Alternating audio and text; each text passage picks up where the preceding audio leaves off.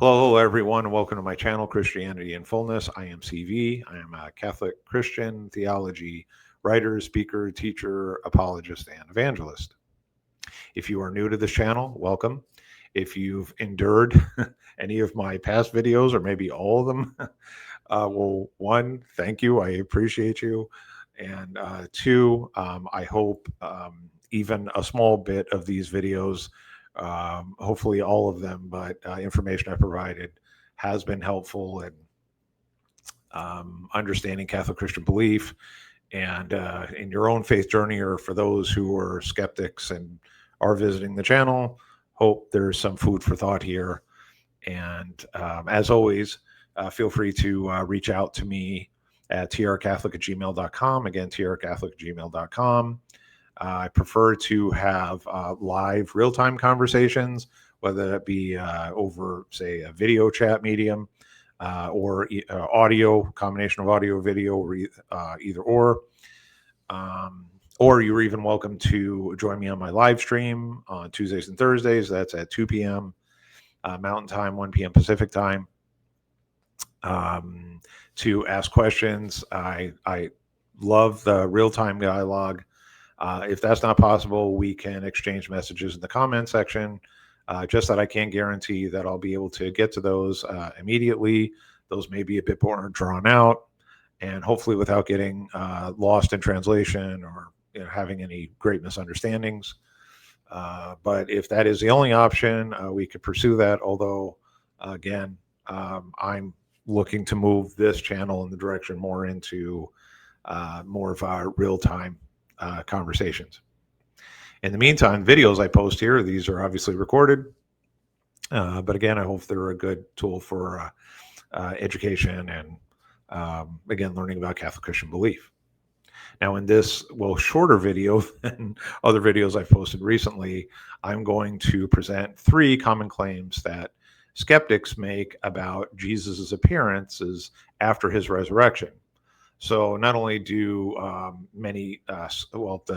only do the skeptics of Jesus' resurrection, not only do they disagree or attempt to refute that Jesus physically resurrected from the dead, but also that he never appeared to any of his followers or anybody who witnessed the resurrection, that it wasn't a physical resurrection, that it was something else. And these 3 arguments involve the something else. So the 3 most common arguments are, number 1, what we can call the hallucinations argument, or group hallucinations argument particularly.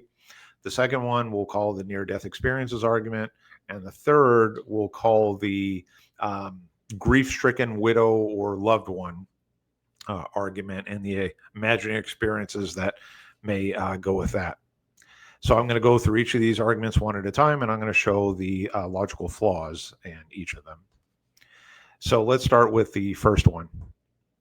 The first argument, which was originally pioneered by the ancient pagan philosopher Celsus, so around the time or shortly after the time of Jesus, this argument claims that those who witnessed Christ's resurrection were suffering from hallucinations, or they had concocted one of the biggest yet most influential lies in ancient history. Now, from the hallucination perspective, the idea here is that because death can be an overwhelmingly traumatic event, and because Jesus' followers were filled with anxiety about what they understood to be his resurrection, they were stuck in a psychological state of imagining Jesus' appearances. Now, there are 2 problems with this argument. The first, the appearances occurred to different groups and individuals all over an extended period of time. Now, if we look at it from the group hallucination sense, the group hallucination would be more credible if the appearance happened to the entire group and all at once, which isn't the case in the Gospels. We don't get the indication of that.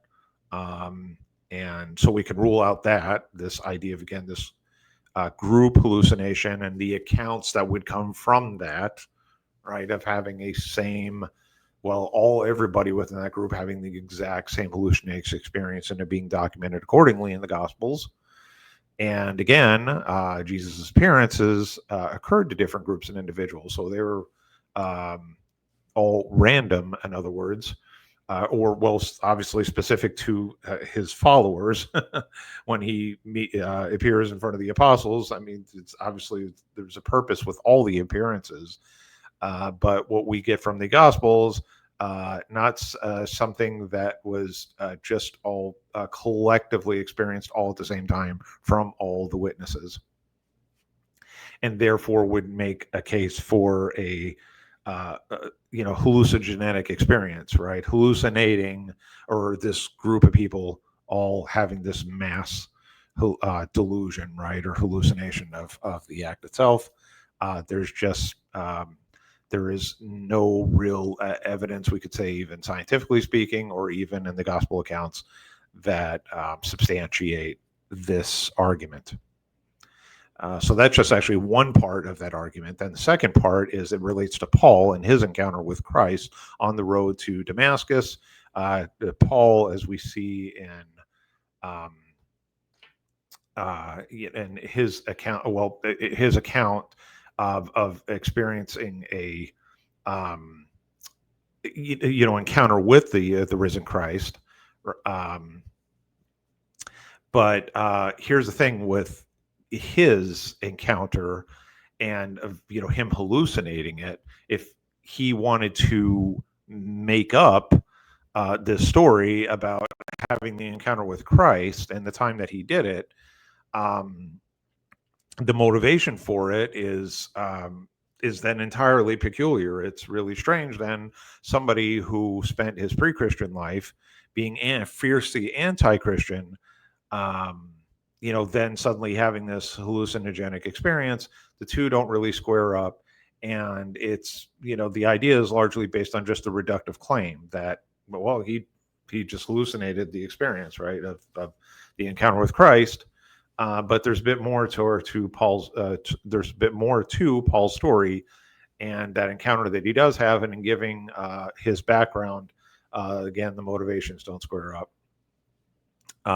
So again, not quite a strong argument. That's the point here. Now let's go to the second argument. We'll call this the near-death experiences argument. So this one suggests similarities between the witnesses to Jesus' resurrection and those who have near-death experiences. However, this argument is nearly self-refuting right from the get-go. First, near-death experiences most often occur as part of a serious illness or injury.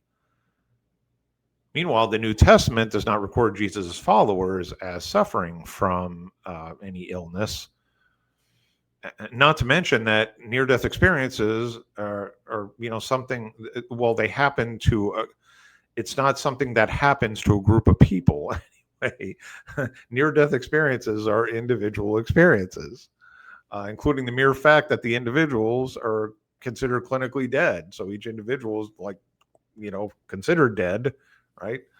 And then has, the experience accordingly. And this experience can vary subjectively from person to person. So we don't have, when we're talking about near-death experiences, just even stating the obvious that it's a person who has, we understand it, has died, is having some imaginary experience or what, that's going to be specific to that individual. You can't now lump it into a group event, because the people who, at least according to the accounts, right, in the New Testament, were not aware at all, and there's no indication of it at all, that they were dead when they witnessed Jesus. So this argument already falls apart right there for the common sense, reasons.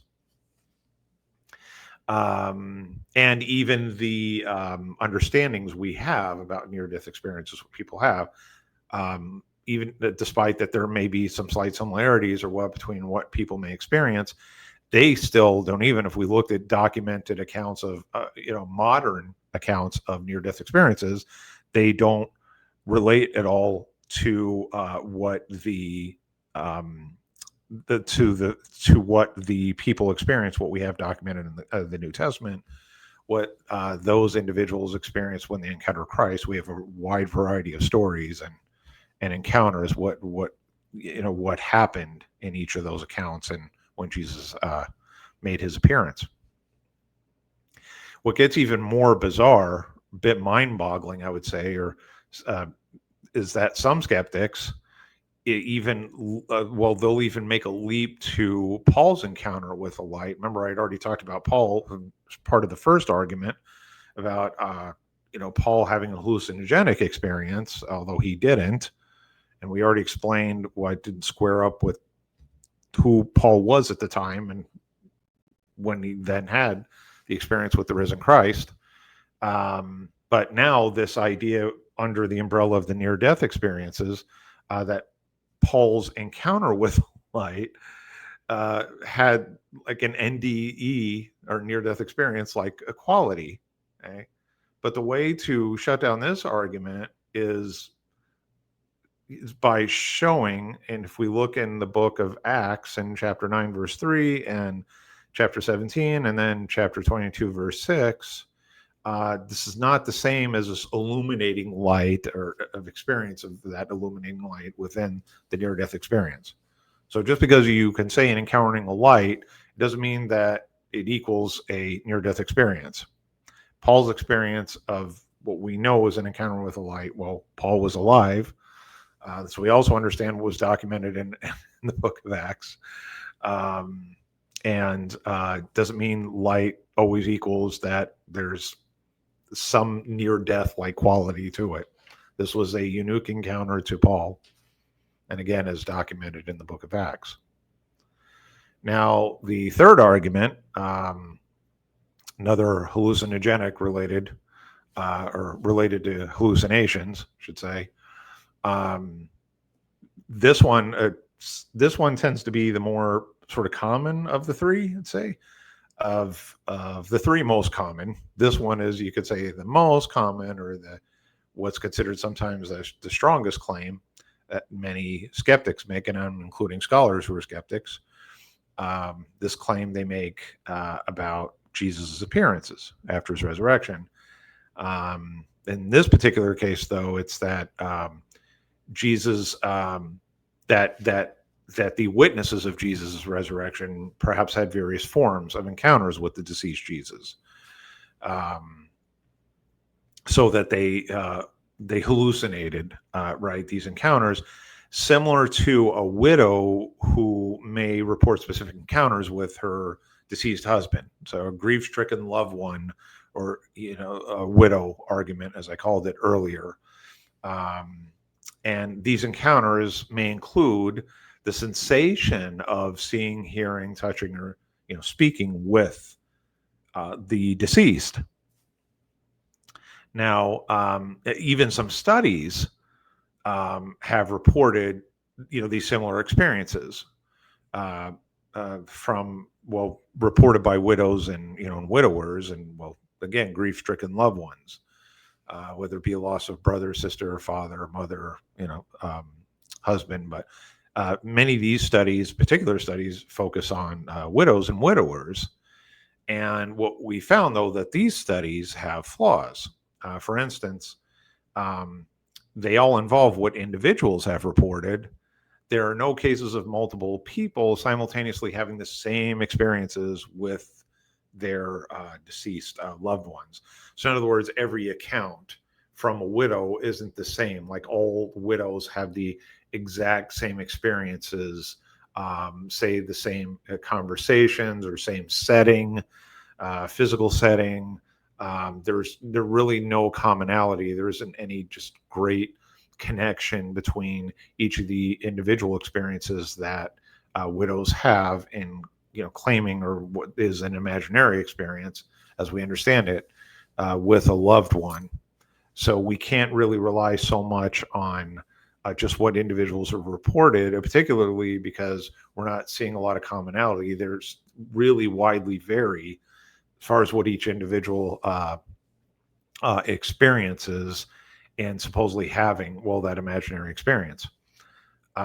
Also, while widows or widowers have reported encounters, or having encounters for many years after their loved ones died. The witnesses to Christ's resurrection saw him only once, maybe perhaps a few times at most, but and this is prior to his ascension in heaven. So we do have some accounts in the New Testament of some, like Jesus' followers, particularly the apostles, right? They've had a few different experiences with Jesus. But again, these are limited to that time before Jesus ascended into heaven, and then outside of Paul's account, right, of with the his experience meeting the risen Christ, or that experience on the road to Damascus. We don't have anything now after of the apostles, for example, throughout, and even if we look at their letters, like Peter's letters or Paul's even, and other documents in the New Testament, there isn't just this idea that just people just kept having these interactions with Jesus that, after his ascension. What we have the accounts of, Jesus, the empty tomb, and Jesus' resurrection from the dead, and then his appearances, and then he ascends into heaven, and again, and outside of the experience we understand with Paul, there's no, even with Paul doesn't document throughout his letters how he keeps seeing Jesus, or having an encounter with Jesus, and having conversations, and and having some physical contact, like shaking hands, or again, continually seeing Jesus, or having that experience. Not there. That's what you would expect, what you would see with what we find from studies featuring widows and widowers, and again, the grief-stricken loved ones. So all in all, we have, again, these three arguments: the first type of hallucination argument, the near-death experiences argument, and then the, again, widow/grief-stricken loved one argument, all to say that none of these all of these, I should say, have logical flaws. They are not strong cases, or slam dunk refutations of Jesus' appearances. They may sound intelligently formed at first, and maybe even a bit intimidating for anybody who hasn't spent much time, studying the scholarship in depth, or the different arguments against Jesus' resurrection or his appearances. But it's all to say is we still don't have any good, strong refutations of Jesus's appearance, Jesus's appearance. We just have the one, as far as the most commonly made arguments, the ones I presented here in this video.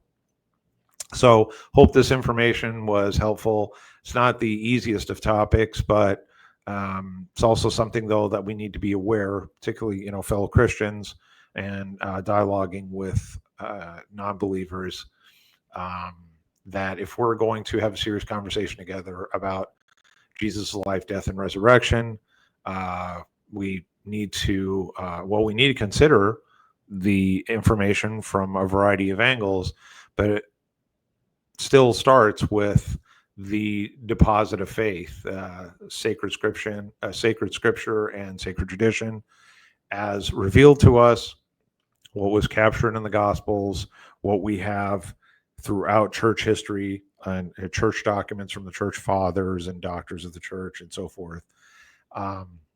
Information that we have about the life of our church, and all, pointing to Jesus Christ. That's very much the starting point of our conversations, using scripture and tradition within our faith, and philosophy is necessary, and showing the rational warrant for believing in topics such as Jesus' resurrection and his appearance. I hope, again, this information was helpful, and until the next video, stay safe out there, and God bless.